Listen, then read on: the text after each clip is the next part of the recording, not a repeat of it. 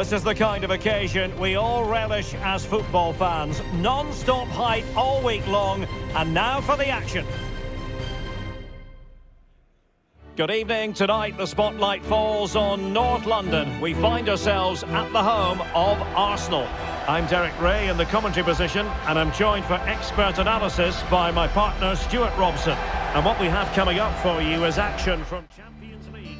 Hello, welcome back to Armchair Armory. And apology. I have to start with an apology for those that have tuned into my reaction to the Fulham game the other day. Yeah, I realised the sound quality wasn't great until when I watched it back. I was like, oh shit, the sound quality isn't too good. Yeah, so apologies for that. I think I fixed it now. At least I hope so. But let me know if I haven't. So yeah, we're here to talk about League Phase Matchday 6 of the Champions League, which in previous seasons would have been the last match day of the group phase of the Champions League, but because of this weird new format, we have 2 more games to go after this one, after we played Monaco, who bring back some pretty stifling, pretty bad memories for me as an Arsenal fan. I was just looking at when we lost to them at the Emirates. It was the 25th of February 2015 when we lost 3-1 to them at the Emirates, and it was one of those ones where like there were really big heavyweights in the round of 16, and all Arsenal fans were saying, oh, I hope we get Monaco, I hope we get Monaco. And then we got Monaco, and it's like, oh yeah, that's an easy path into the quarterfinals. And yeah, we lost 3-1 in the first leg. I think we came back to win the second leg though. Yeah, we won the second leg 3-2. But I believe Monaco went through. Yeah, Monaco went. That was when the away goal rule was still around. So Monaco went through on away goals because they scored 3 away, obviously. So yeah, pretty crazy. But that's what I think of when I think of Monaco. Well, that and that sort of 2016, 2017 team they had with like Timo Bakayoko and Kylian Mbappe and Bernardo Silva, and that team that I think went all the way to, either went to the semi-final or the final, I can't remember, but they went pretty far. That's the team I remember, when they had that mad exodus the year later, where I think Kante was part of that team, if I remember. N'Golo Kante was part of that team.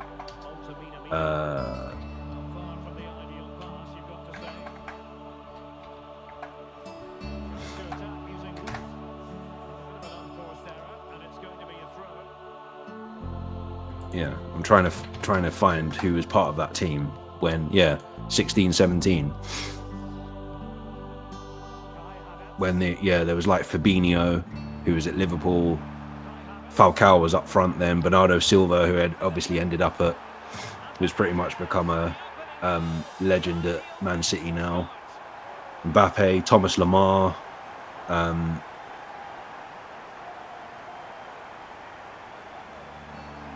Yeah, I'm just looking at it now. It's crazy, the players that were there. I thought Kante was there for some reason.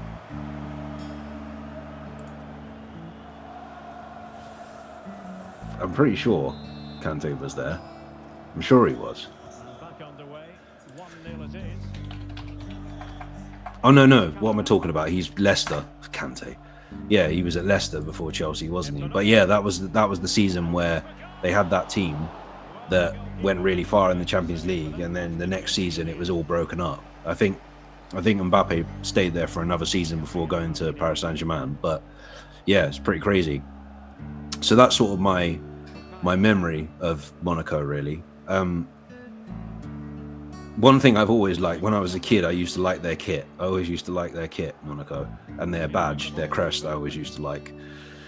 But yeah, another important game in the league phase of the Champions League.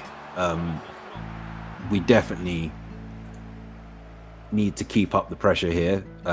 We're currently 7th in the 36 team league phase.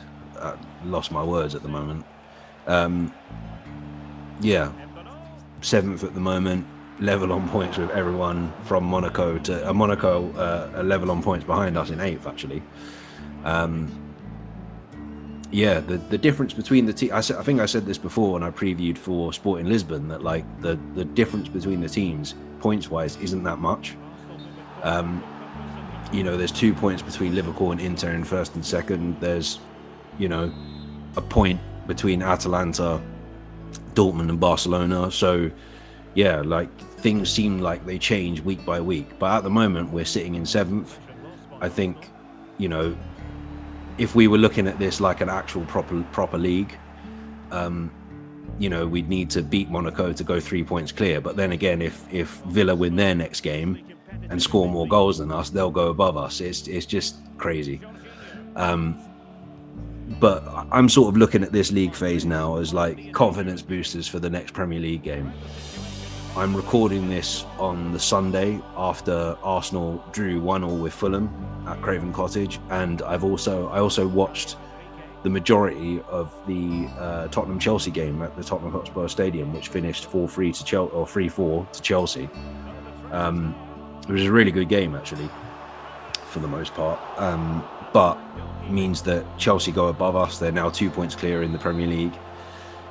We have Everton next at home. I think they've got Brentford away. No, they've got Brentford at home, their next game. Chelsea. Liverpool have Fulham at home, I believe.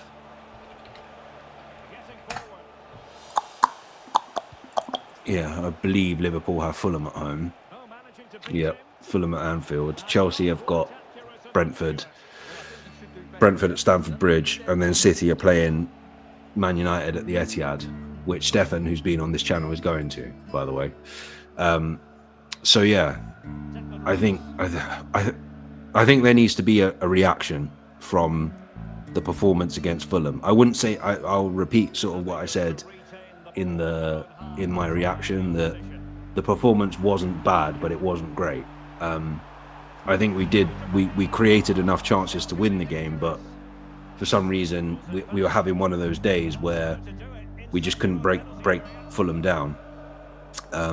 You know, we did get the ball in the back of the net around the 87th minute, which was ruled out by Martinelli being offside. He should know better than that. The one thing I will say again is that I'm getting increasingly tired, and I know I've said this over and over again. I've seen people on the more famous and the more prevalent Arsenal YouTube content creators channels and stuff like that talking about how bored they are of this. I am bored of literally every single time we drop points or we lose a game or something like that. We draw or we lose a game. I think this. I'm repeating it until I'm blue in the face, but it feels like just modern football fans do this. That every single time they have a negative result, it's like they have to have an overreaction, as if the world has just been blown to smithereens. And I get it, people are passionate, but at the same time, it's like we had no right at the start of the season, despite what progress we made last season by coming within 2 points of City and taking them all the way to the last day of the season. We have no right to win the league. I went into this season thinking to myself, I went into this season thinking two things. I thought the negative part of me was thinking this could make or break Arteta as the manager, and secondly, was the previous season of running City all the way going to be too much for some of our players? So far, that second point seems to be coming true. It seems to be very obvious that we've experienced injuries like we've never seen before. Even going to talk of the Fulham game, we saw that how Zinchenko played against Man United. He's not even in the squad against Fulham. Particularly defensively, we seem to be struggling for players to be fit. On top of that, we've obviously had the disciplinary issues of like being sent off for kicking the ball away of Rice and Trossard, for example. it's not been the fountain of luck that we've had in previous seasons. I think last season we were incredibly lucky that for the most part our starting 11 was fit. We had, you know, Saliba, Gabriel, Zinchenko and Ben White pretty much for the whole season. Well, Zinchenko maybe not so, but like those three, White, Saliba, Gabriel, we had pretty much for the whole season. Ødegaard played pretty much the whole season.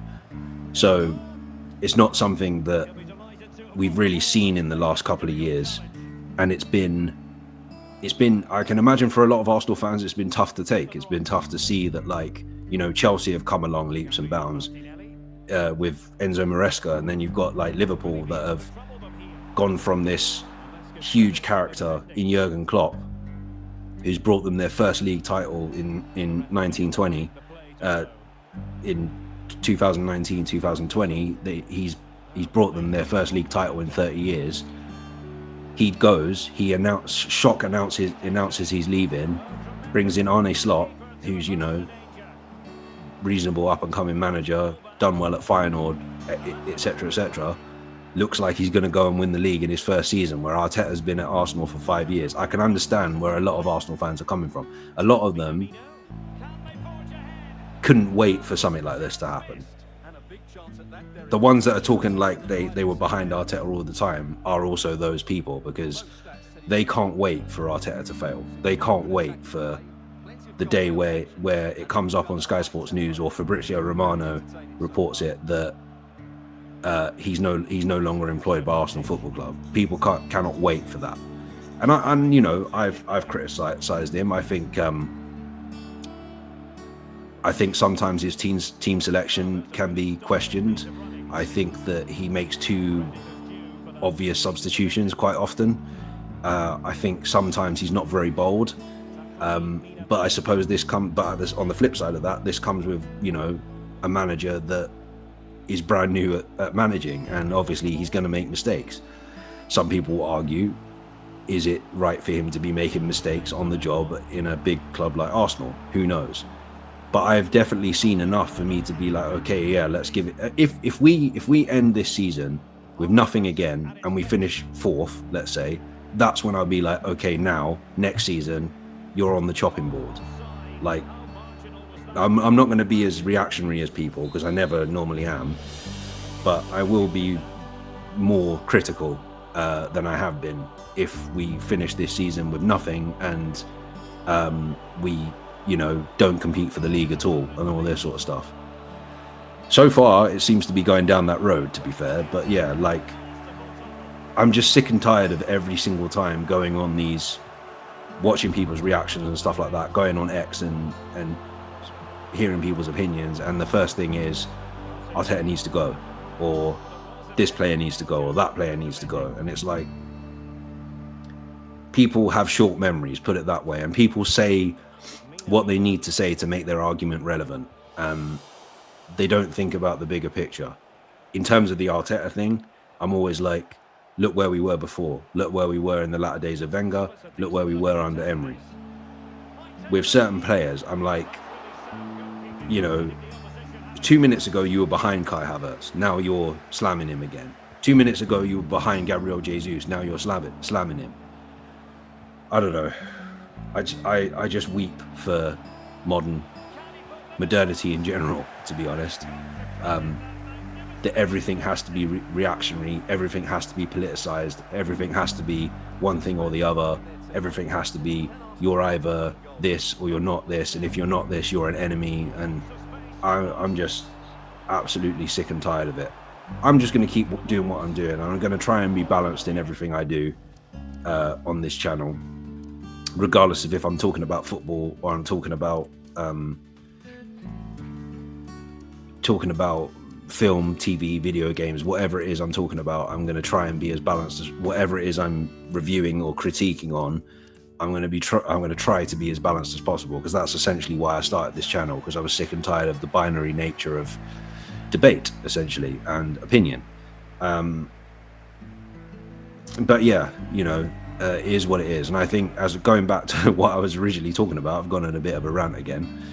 I think, yeah, this Monaco game is something that we need to show a reaction, essentially. Shut those naysayers up, as they say, because that's all these league phase games are for right now. Because regardless, you know, we want to finish in that top 8 from a practical point of view, so we don't have those extra 2 games. But you know, you can't help it if someone wins a game 7-0 and then you're like, you lose out by goal difference, which I think is going to happen. I think like a lot of teams are going to lose out on those top 8, particularly between 5th and 8th, are going to lose out because of goal difference. And that's probably how UEFA wanted to set it up. I haven't really seen much of Monaco since since the time I was talking about earlier on. So it'd be interesting to see what they do. I think we probably will win this game. I'm not going to do a prediction because I can't be asked. And yeah, so yeah, let's see if we can bounce back after the slightly disappointing result against Fulham. Right, I'm going to leave it there. Enjoy the rest of your day whenever you're watching this. Enjoy the rest of the EAFC simulation, me playing it badly, and yeah, I will see you again after the game on Wednesday. So until then, take care and stay safe.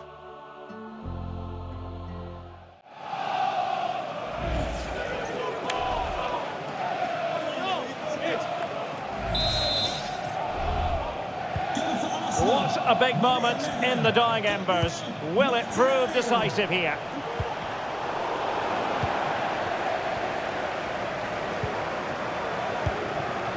Martinelli. On to Jesus. Oh, he's through here! Oh, that might have sealed it for them. Well, he has to make the keeper work there. That's a bad miss.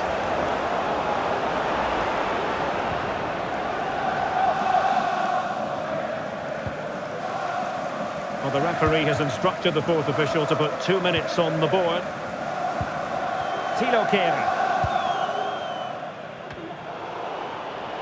Well, far from the most accurate pass you're likely to see. Throw in to come.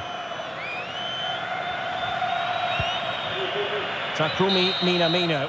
So full-time it is, and a morale-boosting 3 points on the board to begin their European campaign. Yeah, that's a good win and a vital 3 points. Another win next time out, and they'll be in a great position.